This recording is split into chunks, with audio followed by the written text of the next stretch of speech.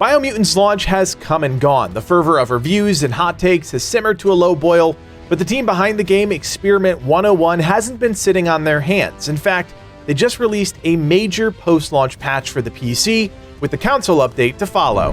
Hey there friends, it's Codiak here, back to break down all of the new features, fixes, and changes, and talk about what it really means for you, the players.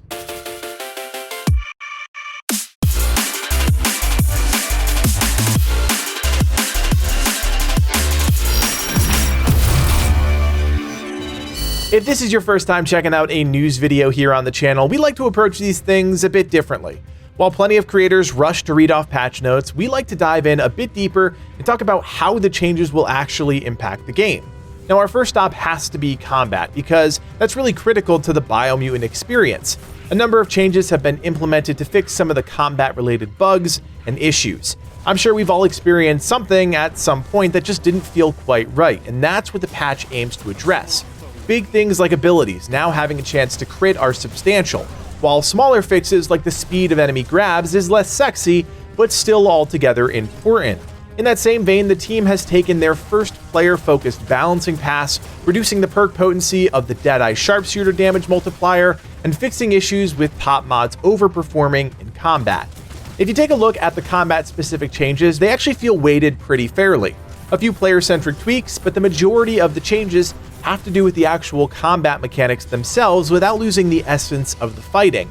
A lot of the changes stem from issues raised on Reddit or the Biomutant Discord, and it's nice to see so many little things being tweaked to make the experience better across the board.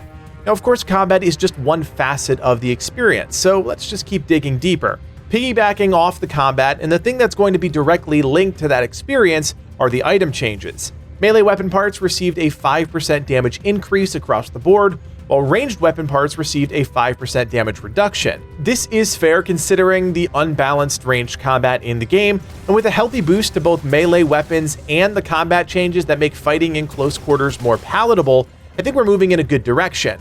In terms of items, another big thing is player level, which will now be taken into account when finding items in the world. This should reduce the amount of items you find above your character level, but won't outright prevent it. Healing items will also drop less from chests and from enemies, which could, not guaranteed, but could make players approach combat with a bit more caution. A final note about items: resistances are changing up just a bit, and while it won't change the experience for many, it may have some impact during the early parts of progression. All gear add-ons will have reduced resistances and crit bonuses, and all slots have been removed from protective suits, making them less viable in combat. I don't actually know the intention here, and it's one of the things that kind of puzzled me throughout my playthrough. The protective suits are awesome, but not super viable, and the add-ons don't do much to cap me out of resistances either. It's really the mutations that are just too easy to dump points into, making the gear almost pointless. There's definitely still a balance issue here, but I guess at this point, it is what it is since most players are probably past that early game pivot point. Let's move on and talk about some big gameplay changes that are directly linked to community feedback. These are probably the most significant changes that the team has made, and overall, I have to admit I'm really impressed. Coming off the heels of Outriders and Assassin's Creed, which was pretty bad when it comes to taking community feedback and implementing it quickly, this is a nice change of pace. The first is adding a motion blur setting to the game. I mean, this should have been there from the start, let's be honest, but it's there now, and that is a big deal for some of the people that were suffering from motion sickness or just hate that aesthetic. Another huge change has to do with the dialogue and narration. Options to just hear the gibberish or just hear the narrator, or both, are now in the game, and the team has said that some dialogue has actually been edited down in the intro area to get players into the action sooner rather than later. Livin and I are both on the same page here. The pacing was way off from a storytelling perspective, and cutting down and trimming the fat wherever possible is only going to make the experience better for players. Other big changes include the introduction of an extreme mode, which increases enemy damage and attack rate. Now, this isn't a perfect solution to the difficulty problem in the game, it's just not, but it is better than nothing. The reality is a true difficulty change would involve a massive rework, but pumping up the numbers is fine in this case for those players just looking for more of a challenge within the confines of the game that have already been established. Another cool feature being added is the ability to unlock any of the class perks in New Game Plus, regardless of class. This furthers Stefan's vision of a limitless game where players aren't siloed behind their class or a skill tree. As we said in our Worth Your Time review, this approach isn't for everyone, and opening that last bastion of uniqueness, the class perks, for everyone really does make the game accessible across the board, and I think overall, it's a decent move. They're leaning into that aspect of the game, and honestly, I can't fault them for that. Finally, the last big change has to do with all the resistance bugs in the game. Although not specifically outlined in the patch notes, after testing, combing through Reddit and Discord, it seems like a majority or possibly all of the gear and customization issues linked to resetting or bypassing resistances had been fixed. This is another huge W and something I'm really glad the team addressed sooner rather than later. Those resistance zones are probably the pinnacle Biomutant experience, and for players that were dumping points or getting gear and not able to access them, it was incredibly frustrating. So this is taking a very important bug, elevating it to that kind of critical status and addressing it as soon as possible.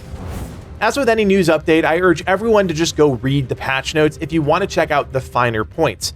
Combat improvements, UI tweaks, bug fixes, everything was on the table in this massive 1.4 update. And for such a small team, it makes me wonder, how the heck did they pull this off when massive AAA teams can't even get off the starting blocks when it comes to fixing their games? If you notice the spread of changes, the emphasis is clearly on bug fixes, as we think it should be, with some underlying tweaks to the gameplay that are real sticking points within the community. This is what listening to the community feedback and implementing quick and effective changes looks like, and if you think we're joking, just log into the game and see for yourself. Biomutant is still not for everyone, and that's fine. But if you're already enjoying the game or we're getting hung up on one or two of the specific things that were addressed in this patch, I think you'll find that it's a solid step in the right direction.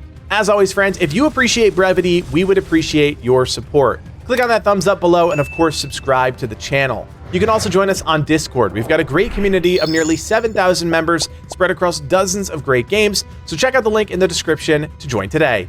Finally, if you like what we're doing here at Legacy Gaming and you want to support us even more, you can now do so by becoming a member. For the cost of a cup of coffee, you're helping evolve the channel and take our community to that next level. Check out the join button below to learn more. My name is Codiak, and from everyone here at Legacy Gaming, thanks for watching, and play on.